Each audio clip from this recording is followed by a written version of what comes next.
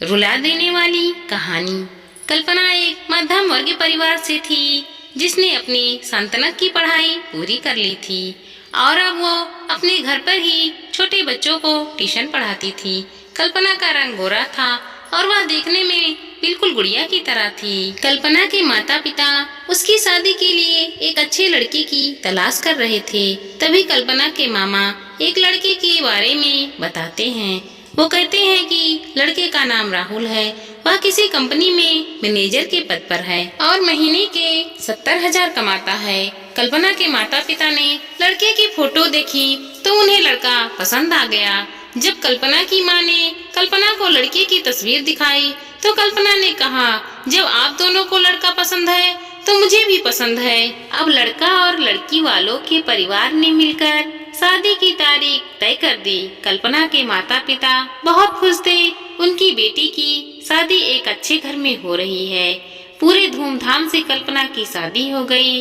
अब कल्पना अपने बचपन के घर को छोड़कर एक नए घर चली गई। कुछ दिन तो कल्पना को अपने माता पिता और अपने घर की बहुत याद आई। कल्पना की शादी के अब 1 महीने बीत चुके थे।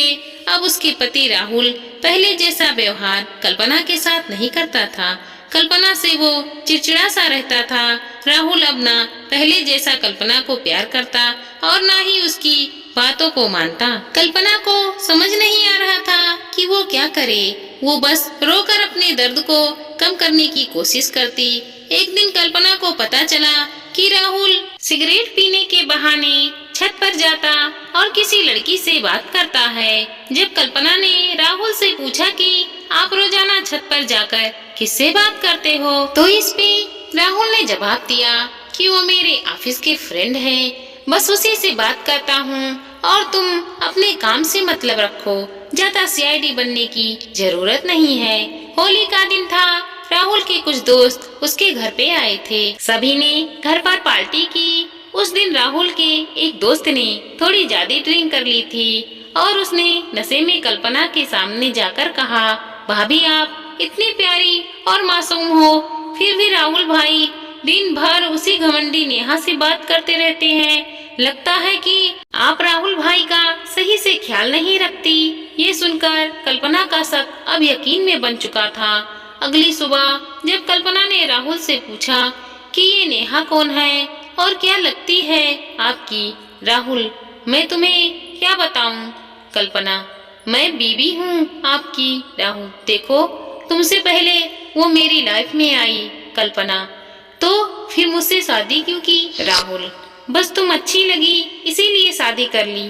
कल्पना अब तुम देखना मैं उस कमीनी लड़की को कैसे सबक सिखाती हूँ। नेहा को कब कल्पना ने कमीनी कहा तो राहुल ने गुस्से में कल्पना को बहुत मारा और उसे कमरे में बंद कर दिया।